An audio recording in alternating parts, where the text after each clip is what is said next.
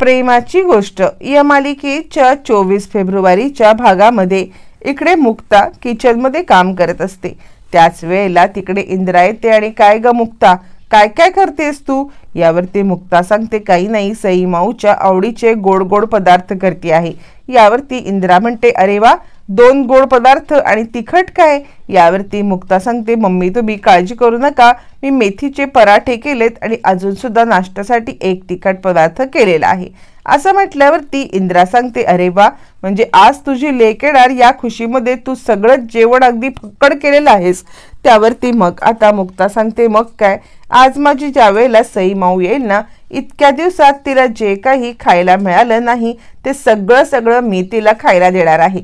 असं म्हणत असताना मुक्ताने इकडे सईच्या स्वागताची जबरदस्त तयारी केलेली असते आणि तिकडे मात्र सावनी डाराडूर झोपलेली असते आणि आता सई तिला उठवत असते आणि ती सांगते अगं उठ ना, मला स्कूलला जायचंय, माझी तयारी करून दे।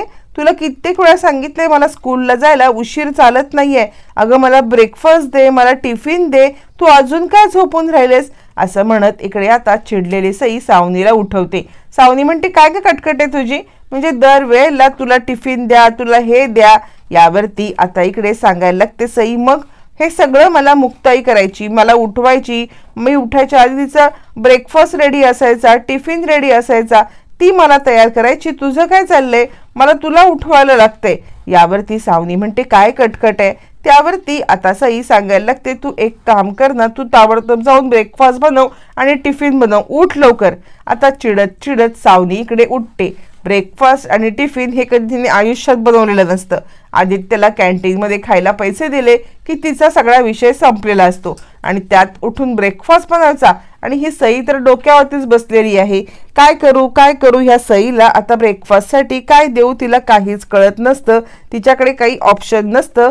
मग ती उठते, केटलमध्ये पाणी गरम करत ठेवते आणि आता मॅगीचा जो रेडीमेड बॉक्स असतो तो बॉक्स सुद्धा आणून ठेवते आणि या सगळ्यामध्ये ती आता सई बघायलाच लागते हिचं नक्की चाललंय तरी काय, माझे केस विंचरायचे आहेत, अजून टिफिन नाहीये माझा रेडी आणि ही काय मला सकाळी सकाळी मॅगी खायला देणार। सई आता तिच्याकडे पाहतच बसते, तिला खूप भूक लागलेली असते, पण तोपर्यंत सावनीने गरम गरम पाणी करून त्या केटलमधून ते मॅगीच्या रेडीमेड बॉक्समध्ये पाणी टाकलेलं असतं। रेडीमेड बॉक्समध्ये पाणी टाकल्यावरती ती आता पटकन 2 मिनिटात इन्स्टंट मॅगी तयार करते आणि ती सांगते बघितलंस 2 मिनिटामध्ये, म्हणजे मी उठले तरी सुद्धा तुला 2 मिनिटात मी या सगळ्यामध्ये हे करून दिलेलं आहे, कळतंय का तुला? तुझ्या मुक्ताईला कधीतरी हे असे प्रकार करायला 2 मिनिटात जमतात का? तुझ्या मुक्ताईला हे प्रकार करायला जमणारच नाहीयेत, कारण ती किती हळूबाई मुळू सगळी कामं करत बसते। या सगळ्यामध्ये तिला आता कोणत्याही प्रकारे काहीच जमणार नाही। त्यावरती सई सांगायला लागते मुक्ताई माझी असे प्रकार करतच नाही। यावरती मग आता सावनी सांगायला लागते तेच तर मी सांगतेय ना, तिला या सगळ्यामध्ये हा प्रकार जमणारच नाहीये, म्हणजे ती काही करूच शकत नाही। त्यावरती सई सांगते माझी मुक्ताई मेथीचे पराठे, चीज टाकून पराठे असं करते, हे असले नूडल्स वगैरे ती नाही करत। असं म्हणत ती आता इकडे चिडलेली असते। तोपर्यंत आता इकडे इंद्रा सांगत असते खरंच मुक्ता तू सईसाठी किती काय काय करतेस ग? यावरती मुक्ता म्हणते मम्मी कसं आहे, मुलांना ना या सगळ्यामध्ये असं आपल्याला वाटतं की महागडी खेळणी, महागड वस्तू किंवा महागडे गिफ्ट, फिरायला कुठेतरी बाहेर नेलं, त्यांना हवे ते कपडे दिले, त्यांचे लाड केले, म्हणजे त्या मुलांवरती आपण खूप प्रेम केलं असं होतं, पण तसं नाहीये। मुलांच्या मनातली गोष्ट आता त्यांनी न बोलता आपण या सगळ्यामध्ये समजून घेणं हेच सगळ्यात महत्त्वाचं आहे आणि त्यासाठी आपल्याला मुलांना समजून घेणं महत्त्वाचं आहे आणि तेच त्या मुलांना आपण केलं पाहिजे। म्हणजे तो शाळेतनं आल्यावरती तो का उदास आहे, या सगळ्यामध्ये त्याला का त्रास होतोय, हे ज्या वेळेला आपल्याला समजेल ना, त्याच वेळेला खऱ्या अर्थाने मुलाला आपण जिंकू शकू किंवा त्याला आपण समजून घेऊ शकू। पण बऱ्याचशा पालकांना याच गोष्टी कळत नाहीत की मुलांना समजून घ्यायला पाहिजे।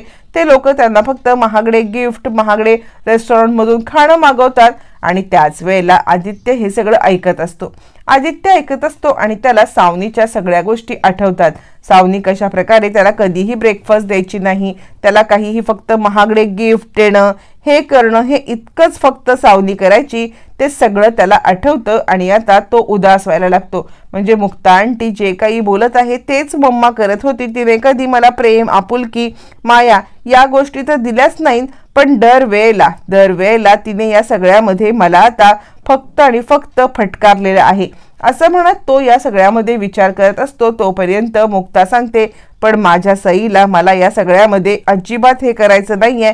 काहीही झालं तरी सईला तो आत्मविश्वास मला द्यायचा आहे की काहीही झालं तरी ही मुक्ताई तुझ्या पाठीशी खंबीरपणे उभी आहे आणि काहीही झालं तरी सुद्धा तुला या सगळ्यामध्ये प्रत्येक वेळेला ती खंबीरपणे हे करणार आहे आणि त्यातच सई माऊची जडणघडण सुद्धा मला चांगली करायची आहे. त्यावरती मग मात्र इंद्रा म्हणते, हो ग बाई हो, तू या सगळ्यामध्ये काहीही झालं ना तरी सुद्धा सईसाठी जे काही करू शकतेस ना ते सगळ्या गोष्टी मला माहिती आहे. तू सईच्या बाबतीत कधीही काही चुकीचं होऊ देणार नाहीयेस असं म्हटल्यावरती मग मात्र आता इकडे आदित्य विचार करतो, म्हणजे माझं असं या घरामध्ये कोणीच नाहीये. सगळेजण फक्त आणि फक्त सईचाच विचार करतात. एक तर म्हणजे सईला मम्मी सुद्धा, सईचे पप्पा सुद्धा दोघंही जण सईचाच विचार करत असतात. मला या सगळ्यामध्ये कुणीही प्रेम करत नाहीये आणि त्याला आता सगळ्या घटना आठवायला लागतात आणि तो खूपच उदास होतो. त्याच वेळेला इकडे आता सावनी म्हणते, घे खा, काय चाललंय तुझं आता, हे सगळं खाऊन ना बंद कर तोंड तुझं. म्हणजे सारखं सारखं आपलं खायला दे, इथे काही मी तुला खायला बसवायला बसलेली नाहीये असं म्हणत इकडे आता ती चिडते आणि इकडे सई सांगायला लागते, मी हे असलं काही खात नाही, मला सकाळी सकाळी अनहेल्दी खाणं आवडत नाहीये, मला न मेथीचा पराठा किंवा हे असं काहीतरी आवडतं, मुक्ताई मला तसं काहीतरी देते. यावरती आता इकडे सावनी सांगायला लागते, तू न मूर्ख मुलगी आहेस, बाकीच्या लोकांना बाहेरचं खायला आवडतं पण तुझं काय चाललंय, तुला या सगळ्यामध्ये आता हेच खायला पाहिजे तेच खायला पाहिजे, ही सगळी नाटकं तुझी बंद कर. यावरती सई म्हणते, तू सकाळी उठत का नाहीस, तू ब्रेकफास्ट का नाही बनवत मुक्ताई सारखा. आता हे सगळं करताना सावनी चिडते आणि तू सारखं त्या मुक्ताईचं नाव घेणं बंद कर असं तिला म्हणते. तोपर्यंत सईला फ्लॅशबॅक मध्ये जात आता सगळं आठवायला लागतं आणि आता सई या सगळ्यामध्ये विचार करायला लागते की मुक्ताई मला कधीही असं काही जेवण वगैरे द्यायची नाही. मला दरवेळेला सकाळी उठून कशा पद्धतीने ब्रेकफास्ट करून द्यायची, कशा पद्धतीने ती मला असं वागवायची, हे सगळं तिला आठवतं आणि तिला सावनी आणि मुक्तामधला फरक जाणवतो. आणि काहीही झालं तरी मला आता मुक्ताईकडेच जायचं आहे हे तिच्या मनाने निश्चित केलेलं असतं.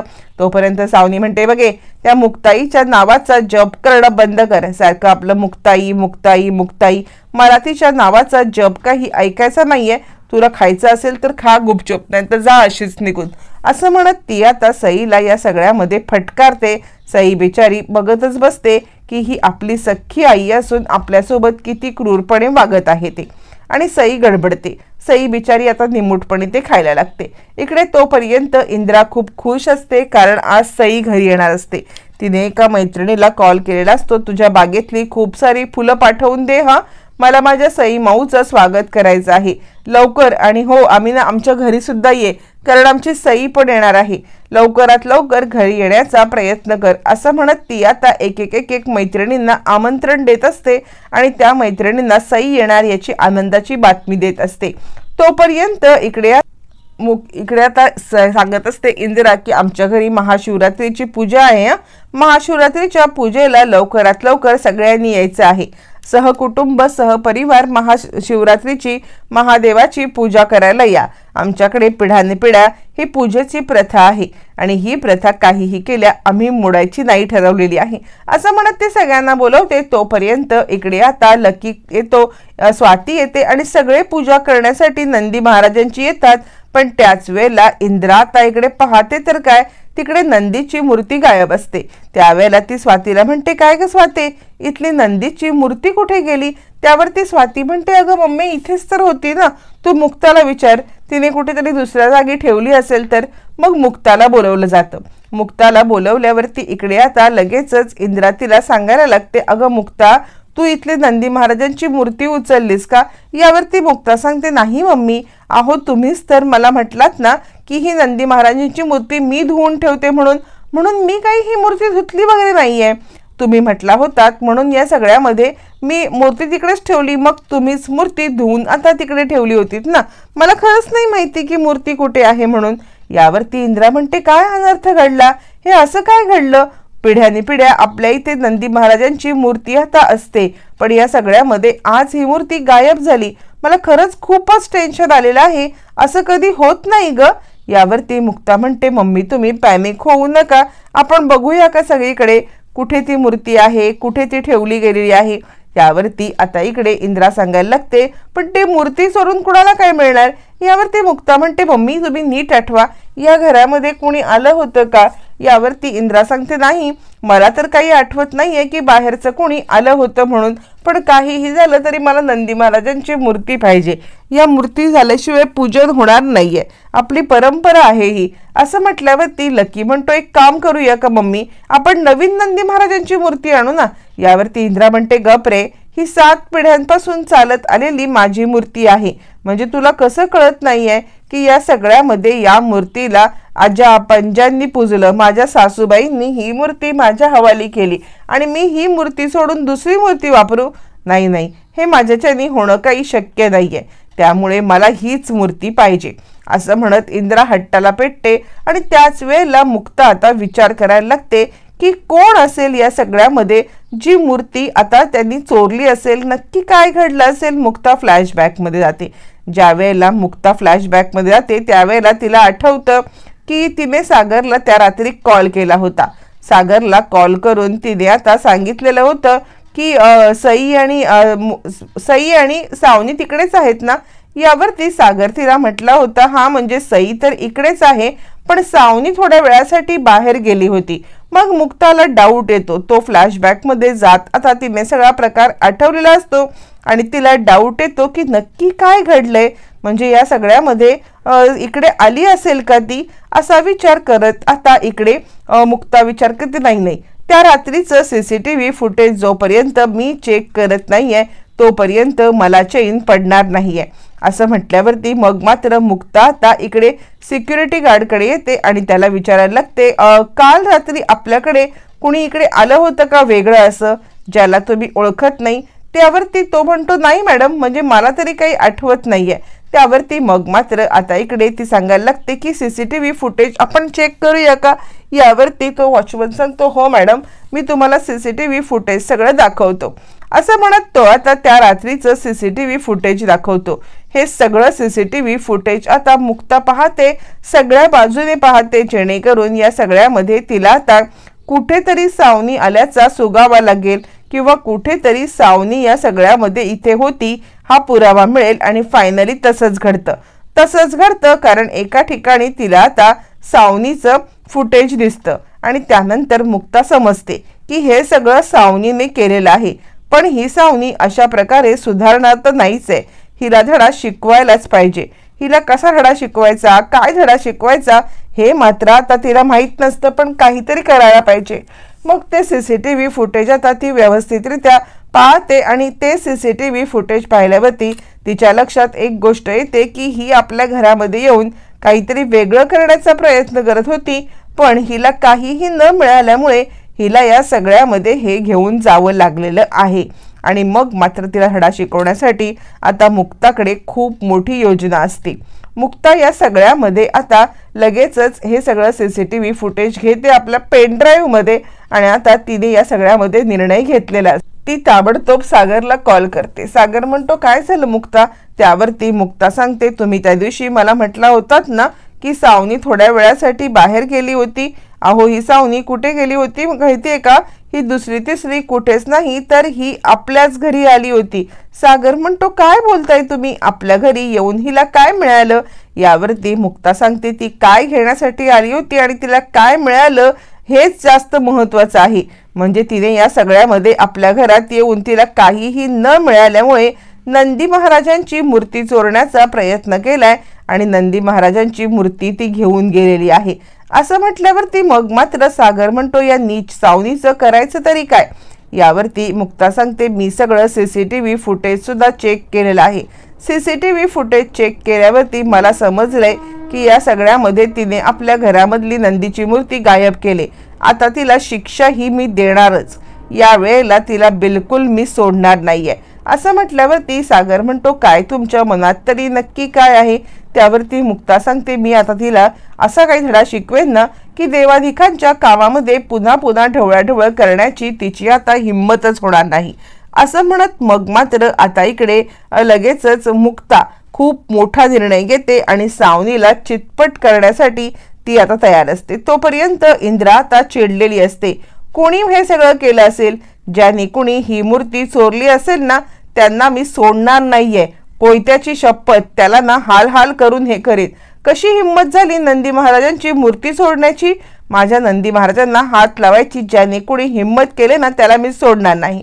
तोपर्यंत तिकडे मुक्ता येते आणि मम्मी तुम्ही काळजी करू नका, ज्याने कुणी मूर्ती चोरले त्याचं मला नाव समजलेलं आहे आणि त्याला शोधून मी या सगळ्यामध्ये मूर्ती इकडे आणेपर्यंत गप्प बसणार नाहीये।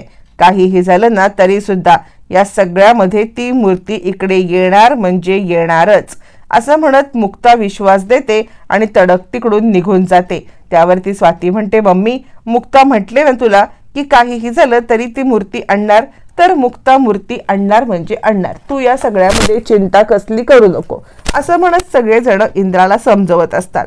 पण या सगळ्यामध्ये सावनी आता मस्तपैकी बसलेली असते। चला म्हणजे नंदी महाराजांची मूर्ती आणल्यामुळे यांच्या घरामध्ये आता असं काही हे होणार आहे ना की यांना पूजा पण करता येणार नाहीये, मी काहीतरी केलंय, माझा काहीतरी डाव यशस्वी झालेला आहे असा आता सावनी विचार करत असते। त्याच वेळेला चिडलेली मुक्ता हातामध्ये जो मॉप असतो लादी पुसण्याचा तो घेऊन येते आणि सावनीवरती आता अटॅक करायला लागते। सागर म्हणतो काय झालंय?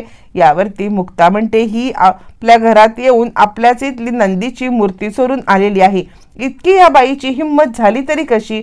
हिला ना मी काहीही झालं तरी सुद्धा सोडणार नाहीये सागर असं म्हणत चिडलेली मुक्ता या सगळ्यामध्ये सावनीच्या अंगावरती धावून जाते आणि आता सावनीला मुक्तामध्ये चंडिकेचंच रूप दिसतं।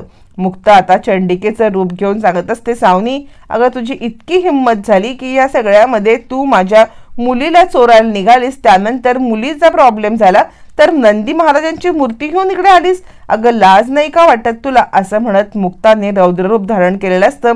मुक्ताचं हे रौद्ररूप बघून इकडे आता सावनीच्या पायाखालची जमीनच हादरते। सावनी चांगली सटपटते, माफ कर देवी आई, मला माफ कर। मुक्तामध्ये तिला देवी आई दिसत असते। मुक्ता सांगते माफ करण्याच्या तू लायकीचीच नाहीयेस बाई, अगं इतकी नीच पातळीला गेलीस की देवाधिकांच्या कार्यात सुद्धा विघ्न आणायला तू कमी नाही करत आहेस का?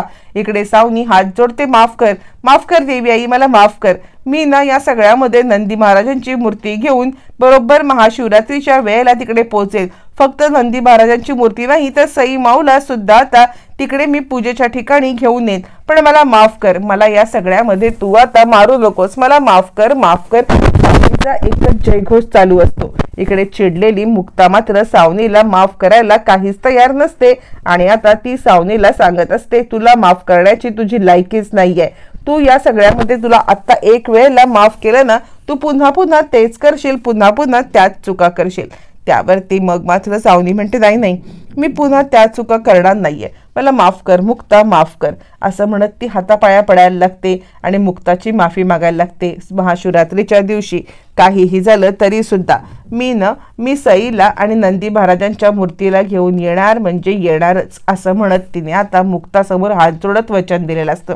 मुक्ता म्हणते यात जर का काही कसूर करण्याचा प्रयत्न केलास ना तर गाठ माझ्याशी आहे, महाशिवरात्रीला माझी सई आणि नंदी महाराज मला माझ्या घरामध्ये पाहिजेत असं म्हणत मुक्ताने तिला जबरदस्त इशारा दिलेला असतो आणि फायनली आता इकडे सावनी पूर्णपणे हादरते। सावनी आता मुक्ताला वचन देते आणि ती त्याप्रमाणे वागते सुद्धा। दुसऱ्या दिवशी महाशिवरात्रीचं पूजन असतं आणि त्यावेळेला फायनली सई तिकडे आलेली असते आणि ती मुक्ताला मिठी मारते, मुक्ताई तू तुझं वचन पूर्ण केलेस, 4 दिवसाच्या आत मला तू इकडे आणलेला आहेस। त्यावरती इंद्रा सुद्धा खूप खुश होते आणि खरंच मुक्ता तू तुझ्या वचनाची 100% पक्की आहेस असं म्हणत ती मुक्ताला या सगळ्यामध्ये आता कौतुक करायला लागते। तोपर्यंत तिकडे आता नंदी घेऊन आलेली असते सावनी आणि चिडत फिडत ती नंदी देते। त्यावेळेला आता इकडे सई सांगते मुक्ताई आता मी इथून कुठेही जायचं नाहीये ना, त्यावरती आता इकडे सईला सांगायला लागते. इंदिरा म्हणते की सई बाळा तू काळजी करू नको, तुझी मुक्ताई तुला आणणारच. त्यावरती मग आता इकडे सावनी सांगते मुक्ता तुला काय वाटलं एक डाव तू जिंकलीस म्हणून प्रत्येक डाव मी हरणार आहे का? माझ्या दोन्ही मुलांना मी तुझ्या कस्टडीत बिलकुल देणार नाहीये. माझी दोन्ही मुलं माझ्याच ताब्यात राहतील. असं म्हणत अजूनही सावनीचा माज काही कमी झालेला नसतो.